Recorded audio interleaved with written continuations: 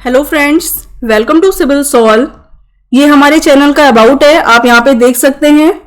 बात करते हैं कोर्सेज की, तो यहाँ पे हमारे ये कोर्सेज जो हैं इस समय हमारे चैनल पे प्रोवाइड किए जा रहे हैं। कौन कौन से एग्जाम्स को कवर करते हैं आप देख सकते हैं। अबाउट फैकल्टीज भी आप यहाँ पे डिटेल देख सकते हैं। चलिए स्टार्ट करते हैं।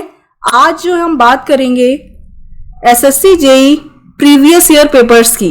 तो जो पहला सब्जेक्ट स्टार्ट हो रहा है आपका प्रीवियस ईयर पेपर का, that is building material and construction. इनमें से कौन कौन से टॉपिक्स जो हैं वो कवर होंगे?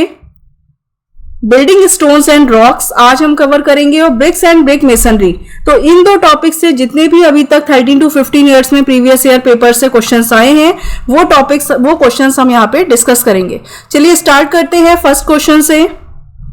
पहला क्वेश्चन है आपका, an explosive which contain 65% saltpetre, 20% sulphur and 15% charcoal. तो ये जो कंटेन करता है एक्सप्लोसिव वो आपका कहलाता है ब्लास्टिंग पाउडर। ठीक है। डायनामाइट की अगर आप बात करें तो ये नाइट्रोग्लिसरीन कंटेन करता है। कॉर्डाइट भी आपका नाइट्रोग्लिसरीन कंटेन करता है, और नाइट्रोसेलुलोज जो है जो नाइट्रिक एसिड कंटेन करता है। ब्लास्टिंग पाउडर ये जो है आपका नाइट्रोसेलुलोज जो है इसको आप गन कॉटन भी कहते हैं। तो ब्लास्टिंग पाउडर आपका ऑप्शन करेक्ट है। नेक्स्ट क्वेश्चन है, out of the following which may be termed as unstratified rocks. तो मैंने जब आपको लेक्चर पढ़ाया था तो वहां पर आपको 3 टाइप की रॉक्स के बारे में बताया था। पहला stratified rock, second unstratified rock and third foliated rock. ठीक है। तो ये आपको बताया था स्ट्रेटिफाइड रॉक्स वो रॉक्स होती हैं जो स्ट्रेटा की फॉर्म में या लेयर्स की फॉर्म में होती है। अनस्ट्रेटिफाइड रॉक लेयर की फॉर्म में नहीं होती हैं। और फॉलिएटेड रॉक्स जो है वो आपकी कहलाती है इन दोनों के मिक्सचर से, जो भी टेम्परेचर के चेंजेस की वजह से जो रॉक फॉर्म होती है वो फॉलिएटेड कहलाती है। स्ट्रेटिफाइड रॉक आपकी सेडिमेंट्री रॉक होती है। अनस्ट्रेटिफाइड रॉक जो है वो आपकी इग्नियस रॉक होती है, और फॉलिएटेड रॉक जो है वो आपकी मेटामॉर्फिक रॉक होती है। अब यहाँ पे पूछ रहे हैं अनस्ट्रेटिफाइड रॉक कौन सी है, तो सबसे पहले तो आपको ये पता है अनस्ट्रेटिफाइड रॉक कौन सी होती है, वो होती है आपकी इग्नियस रॉक। ठीक है। तो जो सेडिमेंट्री रॉक होती है वो आपकी फॉर्म होती है सेडिमेंट्स से। जो भी सेडिमेंट्स इग्नियस रॉक से ब्रेक कर करके जो सेडिमेंट्स आते हैं उनसे जो रॉक फॉर्म हो जाती है वो आपकी सेडिमेंट्री कहलाती है। तो यहाँ पे आपको एग्जाम्पल पूछा है, मैं यहाँ पे आई बटन में आपको लेक्चर का वीडियो दे दूंगी, आप यहाँ पे देख सकते हैं उस लेक्चर को जाके। सारे के सारे एग्जाम्पल्स जो है वहां पे हमने कवर कराए हैं।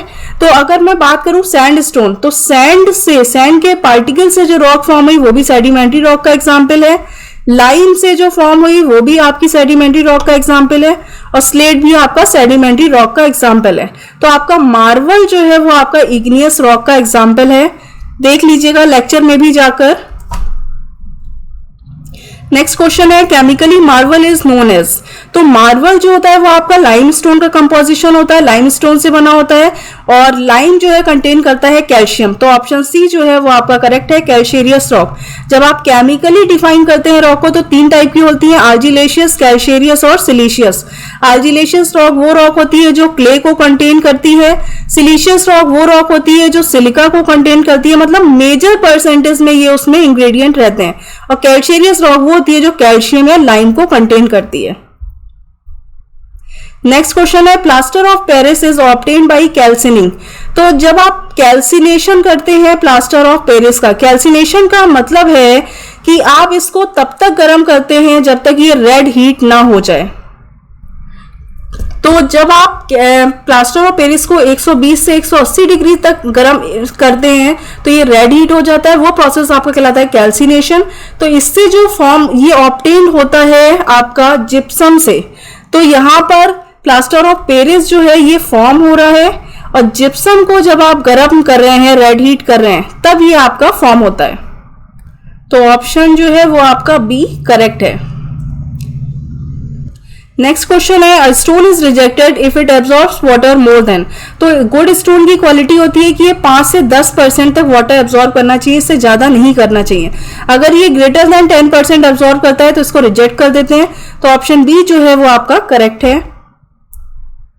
नेक्स्ट क्वेश्चन देख लीजिए, which of the following is a rock, इसमें से कौन सा जो है रॉक है। क्वार्ट्स भी आपकी रॉक है, माइका, जिप्सम, ये तीनों ही रॉक हैं, तो ऑप्शन डी जो है वो आपका करेक्ट है। कौन सा वीडियो में सारे एग्जांपल्स मैंने इसको बताए हैं। नेक्स्ट क्वेश्चन देख लीजिए, रॉक्स हैविंग एल्यूमिना और clay as their major constituent, जब रॉक में एल्यूमिना और क्ले ज्यादा परसेंटेज में होता है तो कौन सी रॉक होती है, वो अब मैंने आपको बताया है, ये आर्जिलेशियस रॉक कहलाती है जिसमें क्ले की परसेंटेज ज्यादा होती है। नेक्स्ट है सैंडस्टोन सैंडस्टोन क्या है, ये आपका सेडिमेंट्री रॉक का एग्जांपल है। नेक्स्ट क्वेश्चन है, crushing strength of good building stone should be more than, तो गुड बिल्डिंग स्टोन की बात करते हैं तो 1000 kg पर सेंटीमीटर स्क्वायर से ज्यादा होनी चाहिए। वही अगर एमपीए में बात करें तो 100 एमपीए, कोई भी यूनिट आप लिख सकते हैं, कन्वर्ट कर लीजिए, तो 100 एमपीए से ज्यादा होनी चाहिए।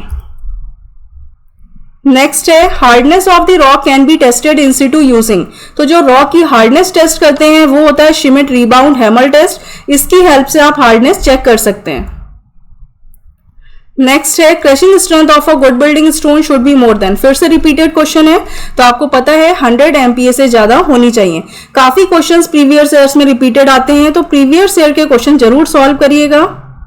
नेक्स्ट क्वेश्चन है, the most suitable stone for building piers, building piers बनाने के लिए सबसे सुइटेबल स्टोन कौन सा होगा, आपको पता है ऐसा स्टोन जो कि हार्ड भी हो और ड्यूरेबल भी हो। ठीक है, तो हार्ड और ड्यूरेबल कौन सा होगा रॉक, अगर मैं रॉक की बात करूं तो इग्नियस रॉक जो है काफी ज्यादा हार्ड होती है, यानी कि जब लावा फॉर्म होता है और वो सॉलिडिफाई होता है तो उससे जो रॉक बनती है वो होती है आपकी इग्नियस रॉक।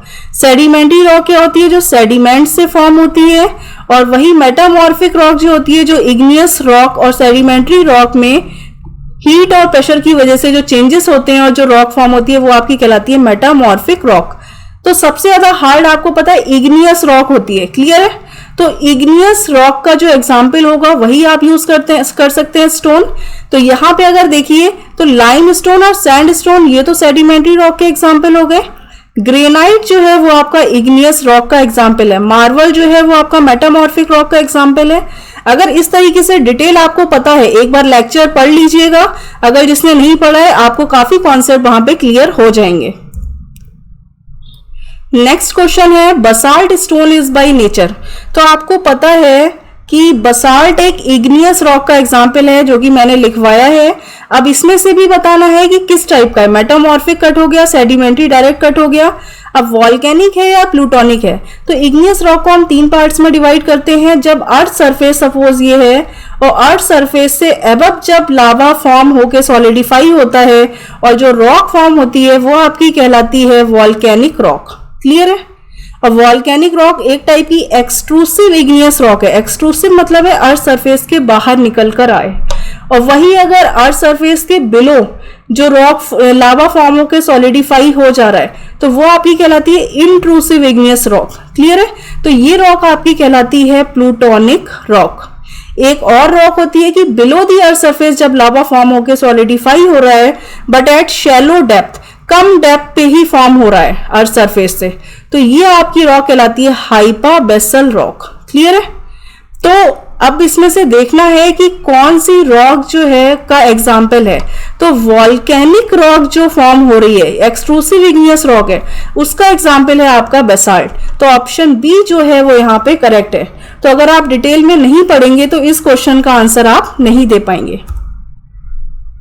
नेक्स्ट क्वेश्चन है, granite is a rock that is by nature, तो ग्रेनाइट जो है वो एक टाइप की इग्नियस रॉक तो है बट वो कैसी है, इंट्रूसिव इग्नियस रॉक है और प्लूटोनिक रॉक है। तो ऑप्शन सी जो है वो यहाँ पे करेक्ट है। नेक्स्ट क्वेश्चन है, under heat and pressure granite can transform, granite एक टाइप की इग्नियस रॉक है लेकिन जब हीट और प्रेशर की वजह से इसमें चेंजेस आते हैं तो जो रॉक फॉर्म होती है वो होती है आपकी मेटामॉर्फिक रॉक। अब यहाँ पे पूछ रहे हैं कि कौन सी मेटामॉर्फिक रॉक बन रही है ग्रेनाइट से, तो ये बनती है जेनेस, ठीक है। स्लेट की बात करें तो मड स्टोन जो कि सेडिमेंट्री रॉक का एग्जाम्पल है, इसमें अगर चेंजेस होते हैं तो उससे कन्वर्ट हो जाती है स्लेट। लाइम स्टोन की अगर आप बात करें ये भी एक सेडिमेंट्री रॉक है, तो इससे जो कन्वर्जन होता है वो बनता है मार्बल। और वही अगर सैंड स्टोन की बात करें तो सैंड स्टोन से जो चेंजेस होने की वजह से रॉक बनती है वो होती है क्वार्टजाइट। तो इस टाइप से आपको सारी इनके बारे में पता होना चाहिए। अब नेक्स्ट क्वेश्चन देख लीजिए, quartzite and marble are by nature. अभी मैंने लास्ट क्वेश्चन में बताया है क्वार्टजाइट और मार्बल एक टाइप की मेटामॉर्फिक रॉक है, सैंड स्टोन से बन रही है, लाइम स्टोन से बन रही है। नेक्स्ट क्वेश्चन है the natural bedding plane of stones and the direction of pressure in stone masonry. तो जो स्टोन मेसनरी होती है वो इस टाइप की स्टोन मेसनरी फॉर्म होगी, तो इसका जो बेडिंग प्लेन होगा वो क्या होगा, हॉरिजॉन्टल होगा। अब ये पूछ रहे हैं कि जो प्रेशर जनरेट होता है वो क्या होता है, बेडिंग प्लेन के परपेंडिकुलर होता है, ठीक है, या आप नॉर्मल कह सकते हैं, तो ये हमेशा ध्यान रखिएगा। तो ऑप्शन ए जो है वो आपका करेक्ट है। नेक्स्ट क्वेश्चन है आपका the process of providing smooth face and regular face to stone is known as. तो ये कुछ डेफिनेशन है, एक बार इनके बारे में देख लेते हैं फिर आपको क्लियर हो जाएगा।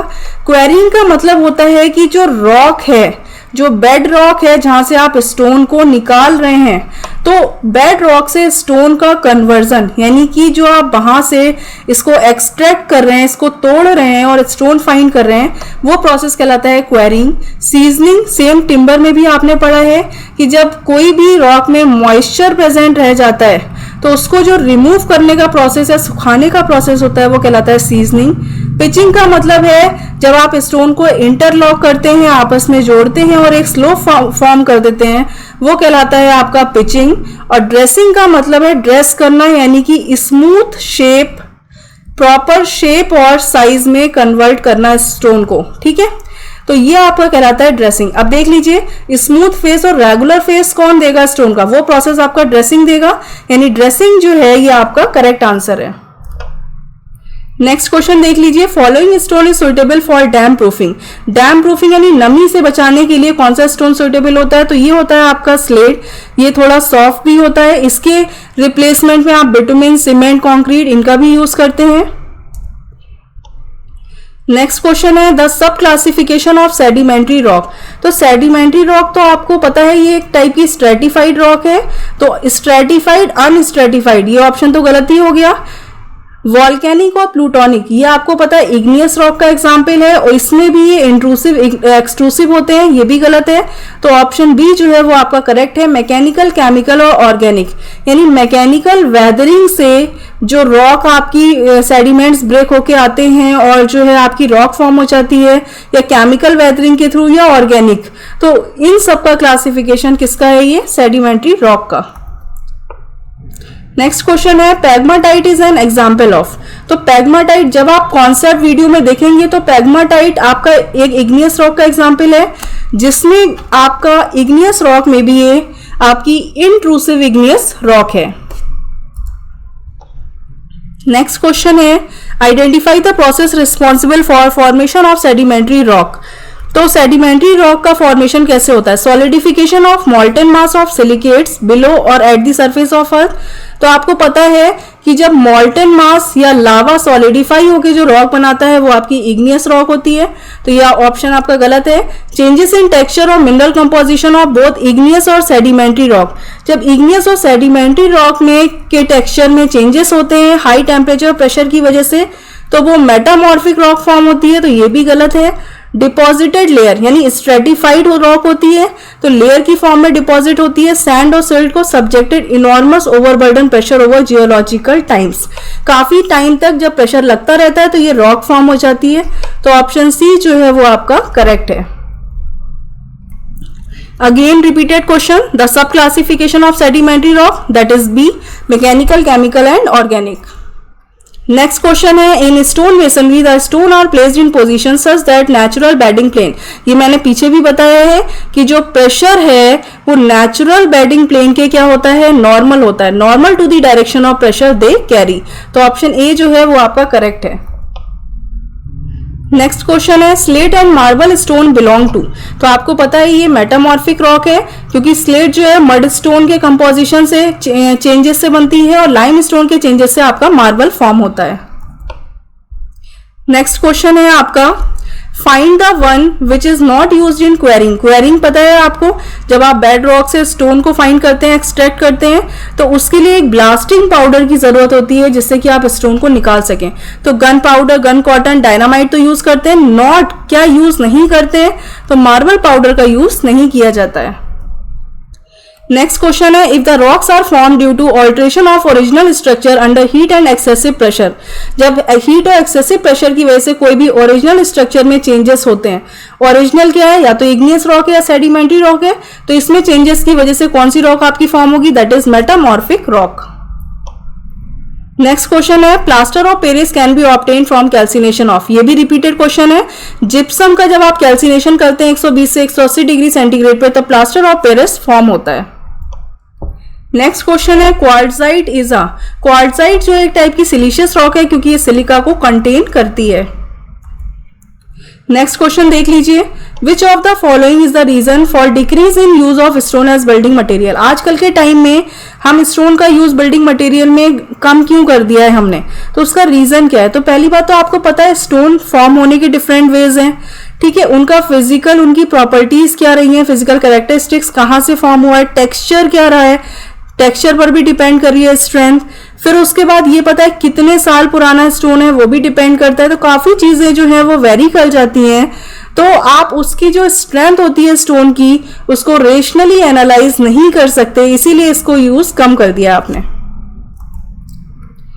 नेक्स्ट क्वेश्चन है, शिंगल इज, शिंगल क्या है, ये एक टाइप का डिसइंटीग्रेटेड लेटराइट होता है या आप कह सकते हो ग्रेडेड ग्रेवल होता है, ग्रेवल को ब्रेक करके जो हम फॉर्म करते हैं, और ये डिसइंटीग्रेटेड लेटराइट कहलाता है। नेक्स्ट क्वेश्चन है, which of the following could be the specific gravity of stone be used as building material, जब आप बिल्डिंग मटेरियल में स्टोन को यूज करते हैं तो उसकी स्पेसिफिक ग्रेविटी 2.7 होनी चाहिए। नेक्स्ट क्वेश्चन है, the solidification of molten magma when it reaches the surface of earth results in the formation of, question को ध्यान से पढ़ना है, ये कह रहे हैं सॉलिडिफिकेशन ऑफ मॉल्टन मैग्मा, तो इतने सेंटेंस से आपको क्लियर हो गया ये इग्नियस रॉक है, बट इसमें कह रहे हैं when it reaches the earth surface, एक तो अर्थ सरफेस के नीचे इग्नियस रॉक फॉर्म होती है, एक अबव होती है, तो ये कह रहे हैं अर्थ सरफेस तक पहुंच गया है जब मैग्मा, यानी कि अबव द अर्थ सरफेस हो गया, तो ये किस टाइप की रॉक है, ये आपकी वॉल्केनिक रॉक है। तो अब ये पूछ रहे हैं कि इसमें कौन सा ऑप्शन करेक्ट होगा, तो सेडिमेंट्री मेटामॉर्फिक तो आप डायरेक्ट कट कर दीजिए, ग्रेनाइट भी इग्नियस रॉक का एग्जाम्पल है बट ये प्लूटोनिक रॉक का एग्जाम्पल है, इसीलिए ऑप्शन सी जो है वो आपका करेक्ट है, क्योंकि जो वॉल्केनिक रॉक या एक्सट्रूसिव इग्नियस रॉक होती है उसका एग्जाम्पल होता है आपका basalt sand traps. Next question है, the argillaceous rock have their principal constituent, तो आर्जिलेशियस रॉक वो रॉक होती है जिसमें क्ले कंटेंट ज्यादा होता है, ऑप्शन बी करेक्ट है।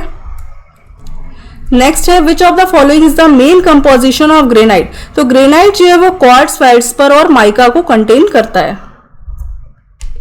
नेक्स्ट है, marble is an example of, marble जो है वो आपका मेटामॉर्फिक रॉक का एग्जाम्पल है, इसीलिए कह रही हूं कि लेक्चर जब तक आप नहीं पढ़ेंगे, कॉन्सेप्ट नहीं पढ़ेंगे, आपको क्लियर नहीं होगा, तो लेक्चर में मैंने सारे एग्जाम्पल्स लिखवाए हैं, उनको अगर याद कर लिया तो कहीं से ये क्वेश्चन नहीं जाने वाला। नेक्स्ट क्वेश्चन है, on which of the following factors the crushing strength of stone does not depend, तो क्रशिंग स्ट्रेंथ स्टोन की 100 MPa मिनिमम होनी चाहिए। अब ये पूछ रहे हैं कि किस पर डिपेंड नहीं करती, पहली बात तो टेक्सचर पर डिपेंड करती है, टेक्सचर होना चाहिए, स्पेसिफिक ग्रेविटी 2.7 होनी चाहिए, वर्केबिलिटी पर डिपेंड नहीं करती, क्लियर है, तो पूछ रहे हैं नॉट डिपेंड, अगर वही कह रहे हैं डिपेंड करती है तो आप डी ऑप्शन करेक्ट करते हैं। नेक्स्ट क्वेश्चन है, in stone masonry stone stratified rock are so placed at the direction of pressure to the bedding plane, तो ये हमेशा क्या होता है, परपेंडिकुलर होता है, यानी राइट एंगल जो है वो आपका ऑप्शन है। नेक्स्ट क्वेश्चन है, plaster of Paris is obtained by calcining, तो आपको पता है जिप्सम के कैल्सिनेशन से ऑब्टेन्ड होता है।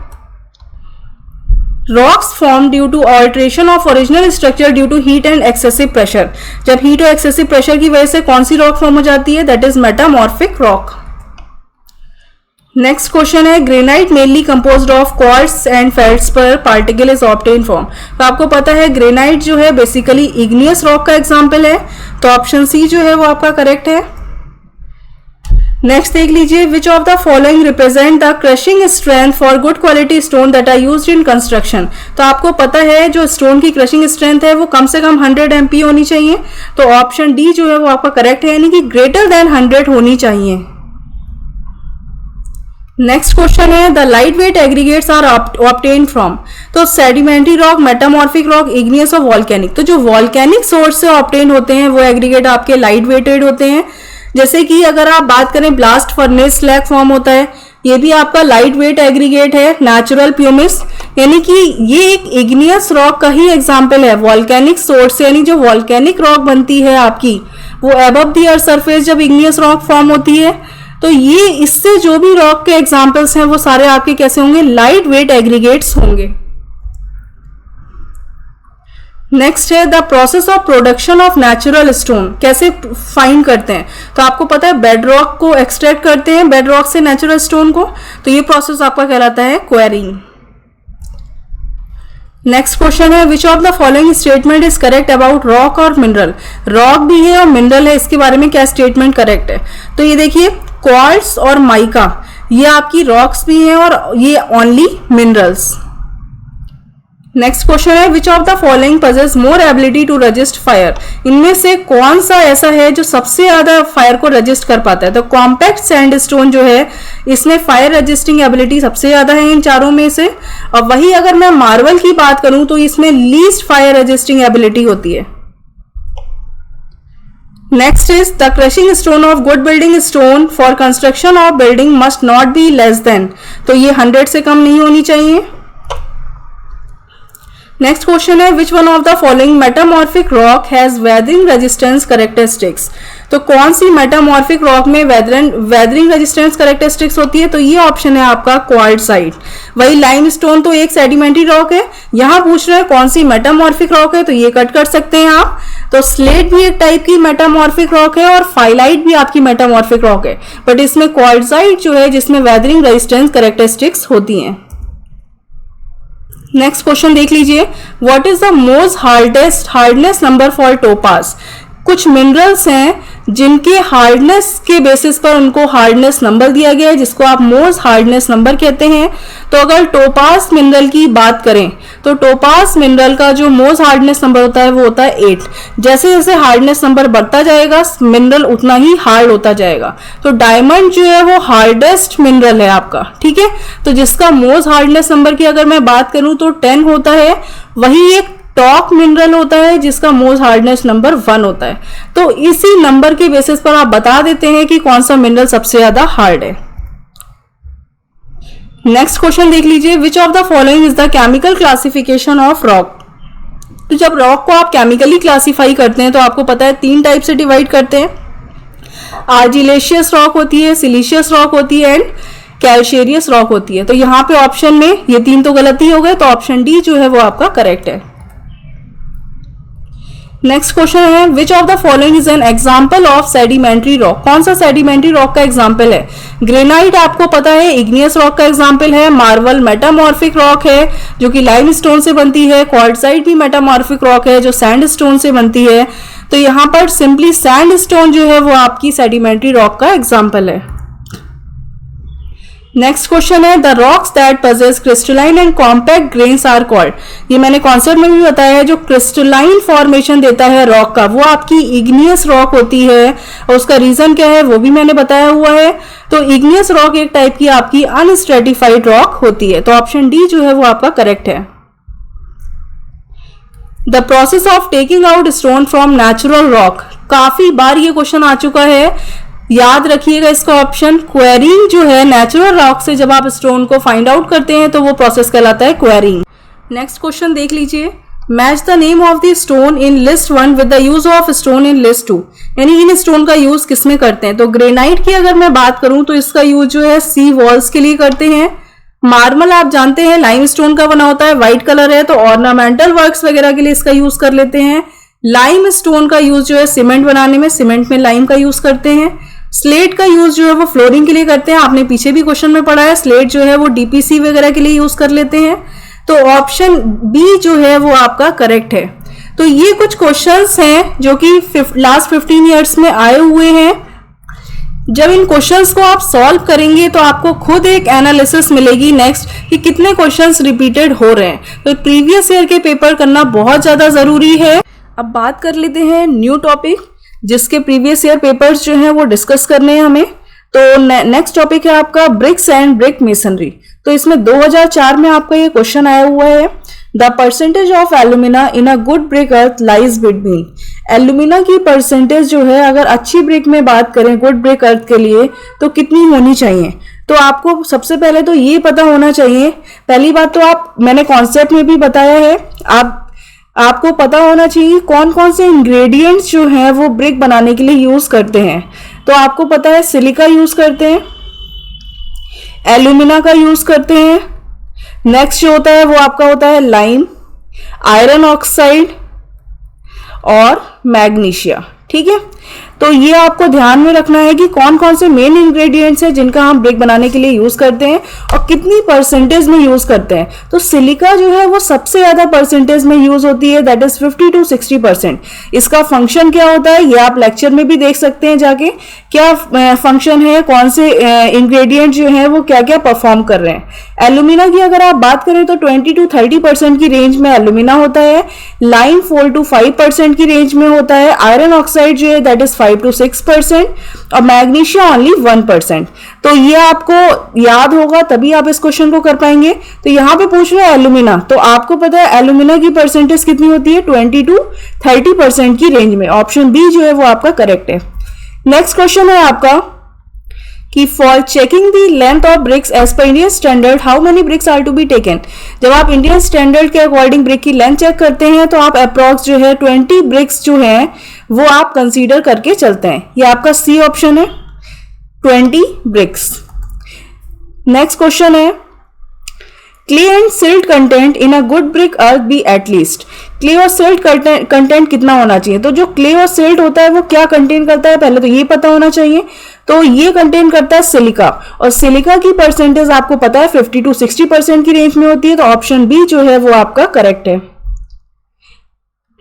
अब बात करते हैं the standard size of modular brick. तो आपको ये पता होना चाहिए मॉड्यूलर पूछ रहे हैं, क्या पूछ रहे हैं? मॉड्यूलर मतलब होता है स्टैंडर्ड साइज ब्रिक का पूछ रहे हैं। तो जो स्टैंडर्ड साइज होता है वो होता है 19 centimetre by 9 centimetre by 9 centimetre. वही अगर आपको नॉमिनल साइज पूछ रहे हो ब्रिक का, तो नॉमिनल मतलब होता है इंक्लूडिंग कवर अगर पूछ रहे हैं, क्योंकि जब आप थोड़ा मोल्टार ऐड करते हैं इसमें तो इसका जो साइज होता है वो 1 सेंटीमीटर बढ़ जाता है, that is 20 centimetre by 10 centimetre by 10 centimetre. तो ये ध्यान रखिएगा क्वेश्चन पूछ कैसे रहे हैं। नेक्स्ट क्वेश्चन देख लीजिए, crushing strength of first class BRICS should not be less than. तो फर्स्ट क्लास ब्रिक की अगर मैं बात करूं तो जो क्रशिंग स्ट्रेंथ होती है वो एटलीस्ट 10.5 न्यूटन पर mm² होनी चाहिए। वही अगर सेकेंड क्लास ब्रिक की बात करते हैं तो इसकी 7 न्यूटन पर mm² होनी चाहिए मिनिमम, और वही अगर आप थर्ड क्लास ब्रिक की बात करेंगे तो मिनिमम 3.5 न्यूटन पर mm² होनी चाहिए। अब यहाँ पूछ क्या रहे हैं, फर्स्ट क्लास ब्रिक की कितनी should not be less then, किससे कम नहीं होनी चाहिए। तो आपको पता है कि 10 से तो कम बिल्कुल नहीं होनी चाहिए, क्योंकि इसके अप्रॉक्स ऑप्शन आपको कौन सा मिल रहा है, सी ऑप्शन मिल रहा है। तो आपको ये देखना है कि वैल्यू के अप्रॉक्स आंसर कौन सा है। तो ये भी डिपेंड करता है कि आंसर आपको लगाना कैसे है। नेक्स्ट क्वेश्चन रिपीटेड आ गया, the size of modular brick that is 19 by 9 by 9 centimetre. Unit weight of brick work is about. तो ब्रिक वर्क की अगर बात करते हैं यूनिट वेट अप्रॉक्स जो है वो 19 to 20 kilo newton per metre cube होना चाहिए। नेक्स्ट है king closers are related to. तो ये मैंने आपको ब्रिक में बताया है कि ये ब्रिक मेसनरी से रिलेटेड होता है। King closers, queen closers, bevelled closers, तो ये सारे क्लोजर्स जो हैं वो आप मेसनरी में यूज करते हैं। नेक्स्ट क्वेश्चन है the water absorption for good brick should not be more than. तो अगर गुड ब्रिक की बात करते हैं तो वाटर एब्जॉर्प्शन जो है किससे ज्यादा नहीं होना चाहिए। तो सबसे पहले तो आपको ये पता होना चाहिए कि जो फर्स्ट क्लास ब्रिक सबसे अच्छी क्वालिटी की ब्रिक होती है तो इसमें 20% से ज्यादा वाटर एब्जॉर्प्शन नहीं होना चाहिए ऑफ इट्स ड्राई वेट। ठीक है, ये ध्यान रखिएगा कौन से वेट की बात हो रही है, ड्राई वेट की। वही अगर आप सेकेंड क्लास ब्रिक की बात करते हैं तो इसमें water absorption 22% of its dry weight से ज्यादा नहीं होना चाहिए। और वही अगर आप थर्ड क्लास ब्रिक की बात करते हैं तो it should not be greater than 25% of its dry weight. तो अब यहाँ पे ये देखना है कि ऑप्शन कौन सा लगाना है। तो सबसे पहले तो ड्राई वेट के ऑप्शन यही दो हैं। 15 के अप्रॉक्स आंसर आपको ये 20 मिल रहा है। ठीक है, तो ऑप्शन बी जो है वो आप टिक करेंगे। नेक्स्ट क्वेश्चन है clay bricks are made of earth having. तो जो क्ले ब्रिक्स बनती हैं जिस अर्थ से, उसमें क्या होना चाहिए, nearly equal proportion of silica alumina. तो ये तो गलत है। जब आपको इंग्रेडिएंट की परसेंटेज पता है तो आपको पता है सिलिका 50 to 60% अप्रॉक्स होनी चाहिए और एल्यूमिना 10 to 20%। तो इक्वल प्रोपोर्शन नहीं है। वही यहाँ पे same alumina silica line equal proportion में नहीं है। 10 to 20% एल्यूमिना होना चाहिए और 35 to 70% सिलिका। तो ऑप्शन सी जो है वो आपका करेक्ट है। यहाँ पर आपको रिवर्स दिया हुआ है, तो ये ध्यान रखिएगा कि ब्रिक में सिलिका जो है वो मैक्सिमम परसेंटेज में यूज करते हैं। नेक्स्ट क्वेश्चन है, number of modular bricks required for 1 cubic metre, for है ये 1 cubic metre of brick masonry are. तो यहां पर क्या होगा कि ये पूछ रहे हैं 1 क्यूबिक मीटर में कितनी नंबर ऑफ मॉड्यूलर ब्रिक्स जो है रिक्वायर्ड होती हैं। तो आपको तो आंसर वैसे पता है कि 500 होती हैं। कैलकुलेट कैसे करते हैं, जब आप एक ब्रिक का नॉमिनल साइज लेते हैं, that is 20 centimetre by 10 centimetre by 10 centimetre. ठीक है, तो अब मैं बात कर रही हूं, एक ब्रिक का वॉल्यूम आपको पता है, टोटल 1 क्यूबिक मीटर का पूछ रहे हैं। तो अगर आप 1 क्यूबिक मीटर में डिवाइड कर देते हैं, इसको मीटर में कन्वर्ट कर दीजिए, दैट इज 0.2 इंटू 0.1 इंटू 0.1। तो अप्रॉक्स जो आपको वैल्यू मिल जाएगी दैट इज 500 ब्रिक्स। ठीक है, the plasticity to mould bricks in suitable shape is contributed by. तो ये पूछ रहे हैं कि जो प्लास्टिसिटी की प्रॉपर्टी है वो कौन सा इंग्रेडिएंट जो है कंट्रीब्यूट करता है या प्रोवाइड करता है। तो एल्यूमिना, जब आप लेक्चर को पढ़ेंगे तो आपको पता चलेगा कि एल्यूमिना जो है वो ब्रिक में प्लास्टिसिटी की क्वालिटी देता है, जिसकी वजह से आप ब्रिक को किसी भी शेप में मोल्ड कर सकते हैं। ठीक है, लाइम की अगर बात करें, श्रिंकेज को प्रिवेंट करता है। मैग्नीशिया येलोइश कलर देता है आपकी ब्रिक को, और सिलिका जो है ये श्रिंकेज से भी प्रिवेंट करता है, और साथ ही साथ जो है जो ब्रिक्स के पार्टिकल्स होते हैं उनके बीच कोहेशन की प्रॉपर्टी है वो भी मेंटेन रखता है। नेक्स्ट क्वेश्चन है, the crushing strength of a first class brick. तो आपको पता है ये 10.5 Newton per mm square minimum होनी चाहिए। Water absorption of class 1 brick after 24 hours of immersion in water should not exceed। तो ये पूछ रहे हैं कि जो वाटर एब्जॉर्प्शन है वो कितना होना चाहिए। तो जो फर्स्ट क्लास ब्रिक होती है उसमें वाटर एब्जॉर्प्शन कितना, 20% से ज्यादा नहीं होना चाहिए, अभी आपको बताया था। तो ऑप्शन जो है आपका सी जो है इज करेक्ट। नेक्स्ट क्वेश्चन है, strength based classification of brick is made on the basis of. तो किसके बेसिस पर जो है, कौन से इंडियन स्टैंडर्ड के बेसिस पर स्ट्रेंथ बेस्ड क्लासिफिकेशन करते हैं। तो ऑप्शन बी जो है वो आपका करेक्ट है। इंडियन स्टैंडर्ड 3102 के बेसिस पर आप इसको क्लासिफाई करते हैं, जिसमें बर्न क्ले सॉलिड ब्रिक्स का क्लासिफिकेशन दिया गया है। नेक्स्ट है, the compressive strength of common building bricks should not be less than. तो जो कॉमन बिल्डिंग ब्रिक्स यूज कर रहे हैं वो मिनिमम इनमें से जो 3.5 वैल्यू है न्यूटन पर mm स्क्वायर, इससे कम तो नहीं होना चाहिए। ठीक है, the number of standard bricks in 1 cubic metre of the brick masonry, तो ये आप पढ़ चुके हैं, 500 होती है। The standard size of masonry brick, चाहे आपसे स्टैंडर्ड वर्ड यूज करें चाहे मॉड्यूलर वर्ड यूज करें, उसका मीनिंग सेम है। तो ऑप्शन सी जो है वो आपका करेक्ट होगा, 19 centimetre by 9 centimetre by 9 centimetre. The indentation provided in the face of brick is called. तो जो ब्रिक होती है उसके टॉप सरफेस पर आप देखते हैं कि एक इंडेंटेशन या एक होल टाइप प्रोवाइड करते हैं। ठीक है, तो ये पूछ रहे हैं इसको क्या बोलते हैं। ये 1 से 2 सेंटीमीटर डीप होता है, तो इसको कहते हैं फ्रॉग। इसका काम क्या होता है कि मोर्टार को होल्ड करके रखता है। इसको जब टॉप पर आप रखते हैं, यानी जब ब्रिक को प्लेस करते हैं तो टॉप पर ये फ्रॉग रहता है, तो जब आप इसमें मोर्टार फिल करते हैं तो ये दूसरी ब्रिक को बाइंड कर लेता है। नेक्स्ट क्वेश्चन है, a layer of dry bricks put below the foundation concrete. तो जो फाउंडेशन कंक्रीट के बिलो एक ड्राई ब्रिक्स की लेयर प्रोवाइड करते हैं, इन द कहां पर करते हैं। तो ध्यान रखिएगा, किसी भी कंस्ट्रक्शन फील्ड की जो बॉटम मोस्ट लेयर होती है, ठीक है, जिस पे आप जो है ड्राई ब्रिक्स की लेयर प्रोवाइड करते हैं, वो बॉटम मोस्ट लेयर आपकी कहलाती है सोलिंग। तो ऑप्शन ए जो है वो आपका करेक्ट है। शोरिंग भी देख लीजिए, शोरिंग का काम होता है कि किसी भी ब्रिक को, मतलब किसी भी स्ट्रक्चर को टेम्परेरी सपोर्ट जो देता है वो कहलाता है शोरिंग। डीपीसी का मतलब है डैम प्रूफ कोर्स, यानी जो हॉरिजॉन्टल लेयर आप फाउंडेशन पे प्रोवाइड करते हैं फाउंडेशन के टॉप लेवल पे, तो वो आपकी डीपीसी कहलाती है, जिससे वो नमी से बचा सके।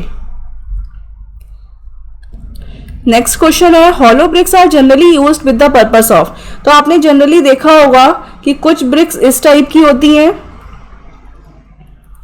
जिसमें होल्स प्रोवाइड किए जाते हैं, तो ये आपकी हॉलो ब्रिक्स कहलाती हैं।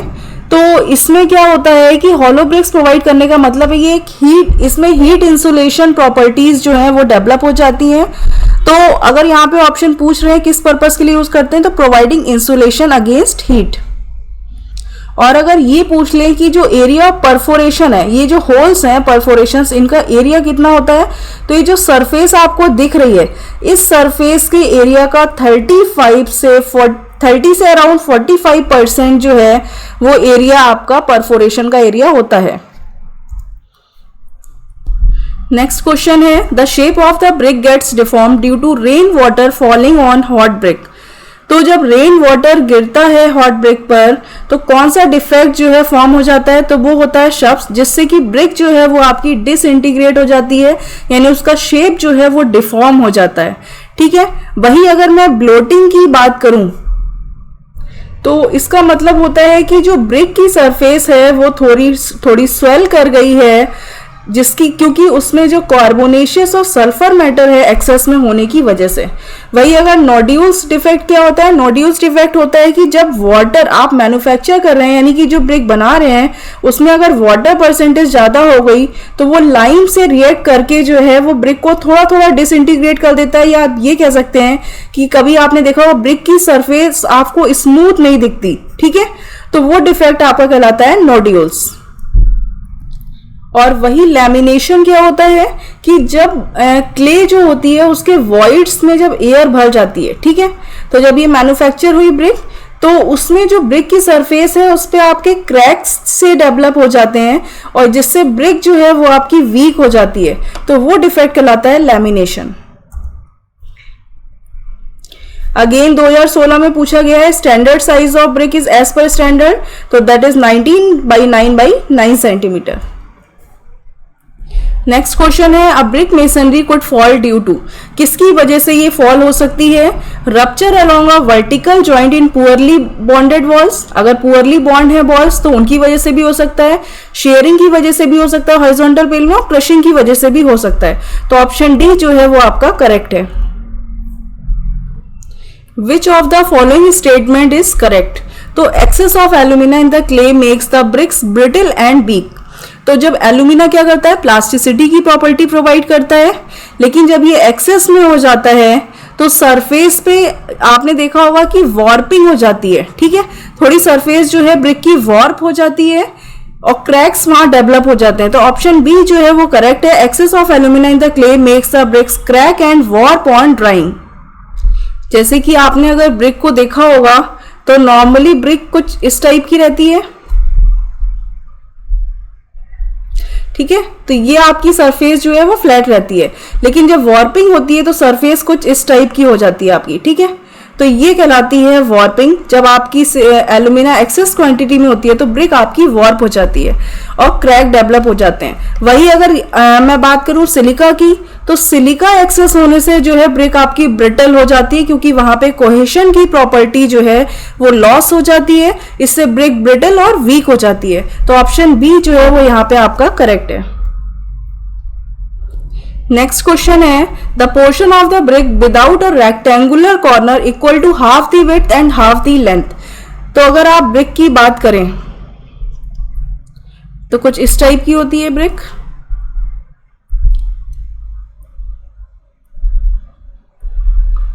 तो क्या होता है कि अलोंग दी लेंथ, यानी हाफ विड्थ कर दीजिए और हाफ लेंथ कर दीजिए इसकी। तो ये जो लेंथ है ये पूरी, इसका हाफ कर दिया और ये विड्थ है इसका भी हाफ कर दिया, तो सिर्फ इतनी जो ब्रिक बची ये आपकी कहलाती है क्वीन क्लोजर। क्लियर है? अब वही अगर किंग क्लोजर की आप बात करें, क्लोजर का मतलब ही होता है जब ब्रिक को अलोंग दी लेंथ आप कट कर रहे हैं, किसी भी पोर्शन को अलोंग दी लेंथ कट करेंगे वो कहलाता है क्लोजर, और वही अलोंग दी विड्थ जब आप कट करते हैं वो कहलाता है बैट। तो अगर मैं बात करूं किंग क्लोजर की, तो ब्रिक का आपको पता है कि ये आपकी अगर ब्रिक है तो इसमें अगर आप विड्थ का हाफ कर दें और इधर लेंथ का हाफ कर दें और इतना पोर्शन जो है वो रिमूव कर दें, यानी सिर्फ ये ब्रिक जो है आपकी बचे, तो ये आपका कहलाता है किंग क्लोजर। तो लेक्चर में आप देख लीजिएगा जाके कि queen closer, king closer, bevelled closer, mitred closer, काफी ज्यादा डेफिनेशंस होती है क्लोजर की, वो क्या क्या है। नेक्स्ट क्वेश्चन है, when a brick is cut into two halves longitudinally one part is called. वही क्वेश्चन है, बस उसको थोड़ा सा यहाँ पे चेंज कर दिया है सेंटेंस, लॉन्गिट्यूडनली यानी लेंथ के अलोंग जो है, जैसे आपकी ये ब्रिक है और इसको लेंथ के अलोंग जब आपने कट किया टू हाफ्स में, यानी विड्थ का भी हाफ कर दिया और लेंथ का भी हाफ कर दिया, ठीक है। ये पूरी लेंथ है, इसका आपने यहाँ पे देखा, विड्थ का ये हाफ कर दिया, तो ये जो पोर्शन आता है ये आपका आता है क्वीन क्लोजर का। The red colour obtain by the bricks is due to the presence of, तो आपको पता है कि जो रेडिश ब्राउन कलर होता है वो आयरन ऑक्साइड की वजह से होता है। मैग्नीज येलोइश टिंट कलर देता है। Which of the following is good for making the bricks, तो ब्रिक जब आप बनाते हैं तो वेदर्ड क्ले का यूज करते हैं। वेदर्ड क्ले इसलिए होता है क्योंकि जो मॉइस्चर होता है वो इसमें अब्सॉर्ब हो चुका होता है, जिससे जो क्ले होती है वो आपकी थोड़ी सॉफ्ट हो जाती है, इसकी वजह से आप इजीली ब्रिक को मोल्ड कर पाते हैं। नेक्स्ट है the process of mixing clay, water and other ingredients to make bricks, तो जब आप मिक्स करते हैं क्ले को, वाटर को और अदर इंग्रेडिएंट्स को, तो वो आपका प्रोसेस कहलाता है नीडिंग। नीडिंग का मतलब ही है कि किसी भी चीज को अच्छे से मिक्स कर देना, ठीक है। तो जैसे कि क्ले है, उसमें वाटर है और जितने भी इंग्रेडिएंट्स हैं वो अगर अच्छे से मिक्स हो गए तो प्रोसेस नीडिंग कहलाता है। टेम्परिंग का मतलब होता है कि ब्रिक में required degree of hardness induce हो सके। जब सारा प्रोसेस हो जाता है, नीडिंग वगैरह हो जाती है, तो हम टेम्परिंग करते हैं जिससे कि थोड़ी बहुत हार्डनेस उसमें डेवलप हो सके, जिसके बाद आप मोल्डिंग करते हैं जिससे आप ब्रिक को किसी भी शेप में इजीली मोल्ड कर पाए या फिर कन्वर्ट कर पाए। तो जो टेम्परिंग करते हैं वो पग मिल में करते हैं। ये भी क्वेश्चन आ जाता है कि टेम्परिंग इज डन इन किस में करते हैं। पग मिल होती है एक मशीन जिसमें आप टेम्परिंग करते हैं और इस प्रोसेस को पगिंग भी कहते हैं। तो टेम्परिंग, पगिंग एक ही ज्यादा ऑप्शन हो गया, चाहे आप टेम्परिंग बोले चाहे पगिंग बोले, और ये किसमें होती है, पग मिल में। मोल्डिंग मतलब होता है किसी भी ब्रिक को किसी भी शेप में कन्वर्ट करना। नेक्स्ट क्वेश्चन है the excess of silica in the clay, तो ये मैं आप बता चुकी हूँ आपको कि जब सिलिका एक्सेस क्वांटिटी में हो जाती है तो ब्रिक ब्रिटल और वीक हो जाती है। तो ऑप्शन ए जो है वो आपका करेक्ट है। द टर्म फ्रॉग मीन्स, जो फ्रॉग प्रोवाइड करते हैं ब्रिक के टॉप पोर्शन पर, तो वो क्या कहलाता है, एक डिप्रेशन होता है फेस ऑफ ब्रिक पर या इंडेंटेशन आप कह सकते हैं। The minimum compressive strength of second class brick should be, तो ये 7 न्यूटन पर mm स्क्वायर होती है, यानी 70 kg पर सेंटीमीटर स्क्वायर होती है। अ पग मिल इज यूज्ड फॉर, ये अभी मैंने आपको बताया पीछे क्वेश्चन में कि ये क्या करता है, किसके लिए, टेम्परिंग ब्रिक अर्थ। ब्रिक अर्थ को टेम्पर करने के लिए या उसमें required degree of hardness induce करने के लिए इसका यूज किया जाता है। नेक्स्ट क्वेश्चन है a bull knows brick is not used for. Bull knows brick होती क्या है, ऐसी ब्रिक जिसका एक कॉर्नर या कुछ कॉर्नर या आप कह सकते हैं कि सारे कॉर्नर जो हैं वो राउंड ऑफ होते हैं, यानी कि कोई ये ब्रिक है, ठीक है, और इसका जो एक कॉर्नर है वो आपका राउंड है थोड़ा, तो ये कह सकते हो बुल नोज ब्रिक। या दो कॉर्नर राउंड है या भी सारे कॉर्नर राउंड है वो कहलाता है बुल नोज ब्रिक। इसका यूज कहाँ करेंगे, जहां पर आपको इसका राउंड शेप का यूज होगा, जैसे कि राउंडिंग ऑफ शार्प कॉर्नर्स, यहाँ भी पिलर्स बनाने के लिए भी जहां राउंड शेप का यूज करना होता है वहां यूज करते हैं। डेकोरेशन पर्पस के लिए भी यूज कर सकते हैं। आर्चेस बनाने के लिए बुल नोज ब्रिक का यूज नहीं किया जाता। नेक्स्ट क्वेश्चन है the defects that is caused by fouling of rain water on hot surface. ये क्वेश्चन पीछे रिपीट हो चुका है, जो ये कहलाता है आपका डिफेक्ट शप्स। नेक्स्ट क्वेश्चन है which one of the following brick is suitable for high class brick masonry. तो हाई क्लास ब्रिक मेसनरी के लिए आप मॉड्यूलर या स्टैंडर्ड ब्रिक का यूज करते हैं, बुलनोज ब्रिक का यूज नहीं करते जिसका शेप जो है वो कॉर्नर राउंड शेप होते हैं। झम ब्रिक्स जो होती है ये आपकी ओवरबर्न ब्रिक होती है, तो ओवरबर्न ब्रिक होने की वजह से ब्रिटल हो जाती है काफी, तो जैसे कंक्रीट वगैरह बनाते हैं तो उसमें यूज कर लेते हैं, बलास्ट वगैरह के रूप में उसका यूज करते हैं। और जो अंडरबर्न ब्रिक होती हैं इनका यूज किसी भी कंस्ट्रक्शन पर्पस के लिए नहीं करते, क्योंकि पहली बात तो इसमें वॉइड्स रहते हैं, वीक होती है, इसकी स्ट्रेंथ भी ज्यादा नहीं होती, इसलिए इसको यूज नहीं किया जाता है। नेक्स्ट क्वेश्चन है which of the following is the correct reason for soaking the brick in water before its use. कभी भी आपने देखा होगा दीवारें बन रही होती हैं, कुछ भी है, काम चल रहा होता है कंस्ट्रक्शन का, घरों में भी, तो ब्रिक को उससे पहले सोक करते हैं, पानी में भिगो देते हैं, फिर यूज करते हैं। तो ऐसा क्यों कर रहे हैं? क्योंकि जब आप कंस्ट्रक्शन कर रहे हैं तो ब्रिक को किससे अटैच कर रहे हैं? मोर्टार लगाते हैं, मोर्टार की लेयर लगाते हैं, उसके बाद आप दूसरी ब्रिक रखते हैं। तो क्या होता है कि अगर आपने इसको सोक नहीं किया, ये ब्रिक ड्राई रह गई, तो इसमें जो मोर्टार होता है, इसके अंदर जो वाटर होता है, ये ब्रिक उसको सोक कर लेती है, तो इससे बॉन्डिंग जो है वो ब्रिक में नहीं बन पाती है। इसीलिए आप ब्रिक को जो है यूज करने से पहले उसको सोक करते हैं। तो ऑप्शन देख लीजिए, for preventing absorption of moisture from mortar by bricks. Bricks जो है वो मोर्टार से मॉइस्चर को एब्जॉर्ब ना कर पाए, उससे प्रिवेंट करने के लिए इसका यूज किया जाता है। In the composition of good bricks, the total content of silt and clay by weight should not be less than। silt और clay मतलब सिलिका जो है 50% से कम नहीं होनी चाहिए। नेक्स्ट क्वेश्चन है refractory bricks are generally used to resist. तो बेसिकली जो रिफ्रैक्टरी ब्रिक्स बनाई जाती हैं वो हाई टेम्परेचर को रजिस्ट करने के लिए बनाई जाती हैं। यहाँ तक कि ये 1700 डिग्री सेंटीग्रेड पर भी ये मेल्ट नहीं होती है और सॉफ्ट नहीं होती है। तो ये 1700 डिग्री सेंटीग्रेड को भी बियर कर लेती है और इसकी कंप्रेसिव स्ट्रेंथ भी बहुत ज्यादा होती है। अप्रॉक्स ग्रेटर देन 30 MPa जो है वो इसकी कंप्रेसिव स्ट्रेंथ होती है मिनिमम। और वही अगर इसके वाटर एब्जॉर्प्शन की बात करें तो वाटर एब्जॉर्प्शन जो है वो 4 to 10% तक रहता है, इससे ज्यादा ये एब्जॉर्ब नहीं करता। नेक्स्ट क्वेश्चन है what is the percentage content of silica in a good brick. याद हो चुका होगा अब तक आपको ये ऑप्शन, 50 to 60% जो है वो सिलिका होती है। नेक्स्ट क्वेश्चन है which of the following defect appears due to presence of alkalies in bricks. अगर ब्रिक में एल्कली की परसेंटेज है तो आपने देखा होगा ब्रिक की सरफेस पर व्हाइट ग्रे स्पॉट्स डेवलप हो जाते हैं, सफेद कलर के स्पॉट्स कभी कभी आपको दिखते हैं, तो वो जो है एफ्लोरेसेंस डिफेक्ट कहलाता है। ठीक है, यानी एल्कलीज की ज्यादा परसेंटेज होने की वजह से उसमें व्हाइट ग्रे स्पॉट्स डेवलप हो जाते हैं, वो डिफेक्ट आपका एफ्लोरेसेंस कहलाता है। नेक्स्ट क्वेश्चन है what is the actual size of the standard modular brick as per Indian standard. Actual size पूछ रहे हैं किसका? स्टैंडर्ड मॉड्यूलर ब्रिक, यानी स्टैंडर्ड ब्रिक का पूछ रहे हैं, तो क्या होगा आपका? mm में पूछ रहे हैं, 190 by 90 by 90, वही सेंटीमीटर में होगा तो 19 by 9 by 9 centimetre. Next question है in which of the following process pug mill is use. किसमें पग मिल यूज करते हैं? मैंने लेक्चर में भी बताया है कि जब हम क्ले को प्रिपेयर कर रहे होते हैं तो पग मिल का यूज करते हैं टेम्परिंग प्रोसेस के लिए, जिससे कि ब्रिक में जो क्ले है उसमें हार्डनेस डेवलप हो सके। नेक्स्ट क्वेश्चन है which of the following is the main reason to provide frog in the bricks. तो ब्रिक में फ्रॉग प्रोवाइड करने का मतलब होता है कि ब्रिक और मोर्टार के बीच जो बॉन्डिंग है वो बनी रहे, तो ऑप्शन बी जो है वो आपका करेक्ट है। नेक्स्ट क्वेश्चन देख लीजिए for which of the following is an ideal warehouse is provided. तो आइडियल वेयर हाउस मतलब होता क्या है? आइडियल वेयर हाउस का यूज होता है वेयर हाउस का कि किसी भी चीज को स्टोर करने के लिए, या आप ये कह सकते हैं कि स्टोरेज के लिए जो है वेयर हाउसेस बनाए जाते हैं।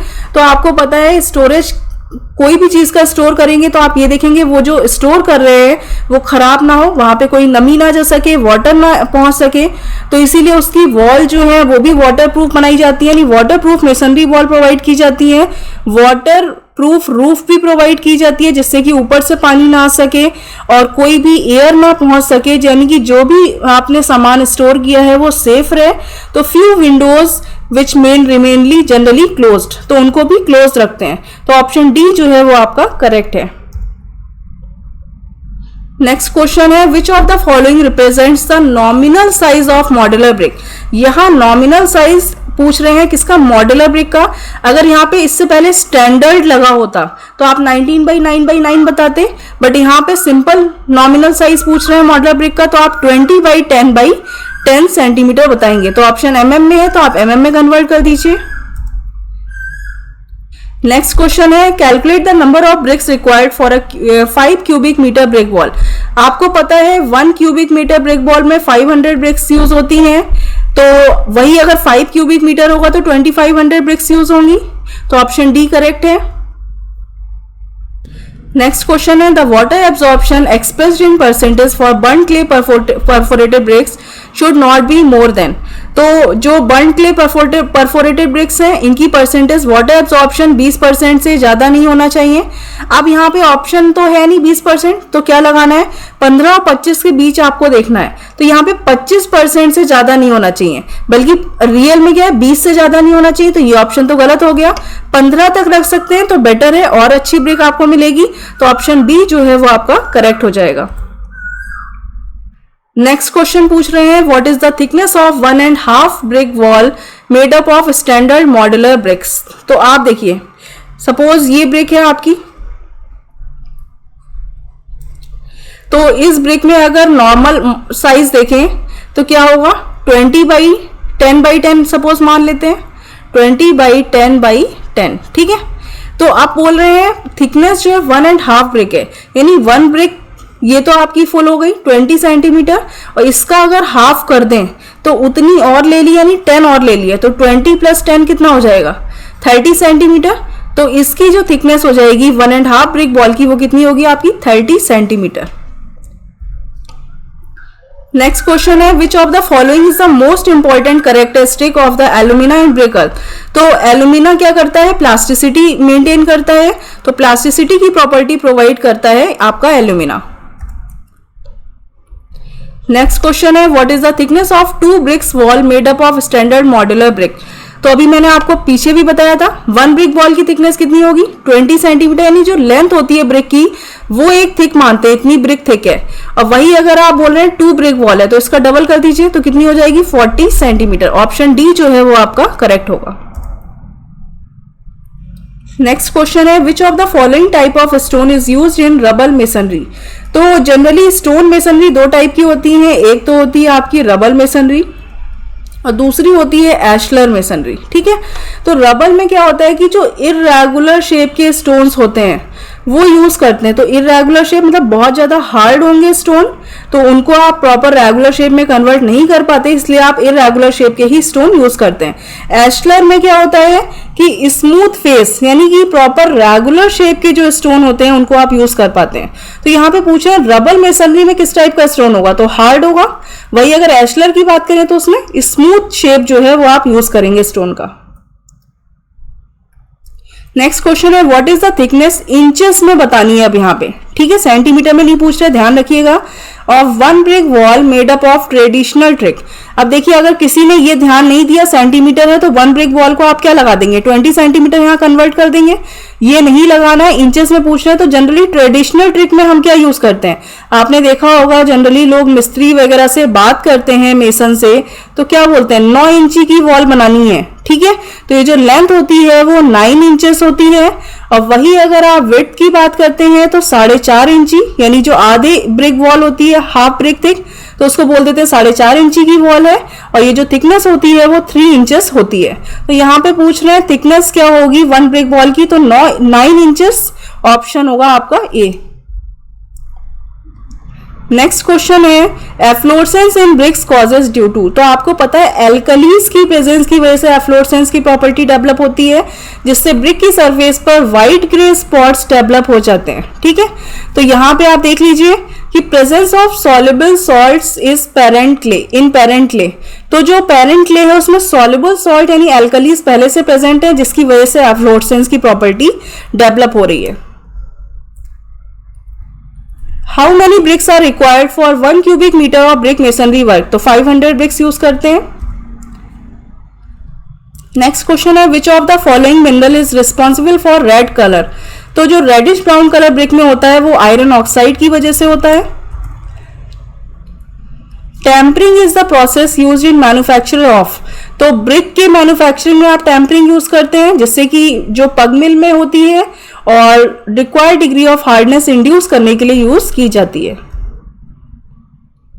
नेक्स्ट क्वेश्चन है what is the nominal size of standard brick, तो नॉमिनल मतलब है इंक्लूडिंग कवर, स्टैंडर्ड ब्रिक का जो एक्चुअल साइज है उसमें अगर कवर इंक्लूड कर दे तो नॉमिनल साइज बन जाएगा, तो इसका ऑप्शन होगा 20x10x10 सेंटीमीटर।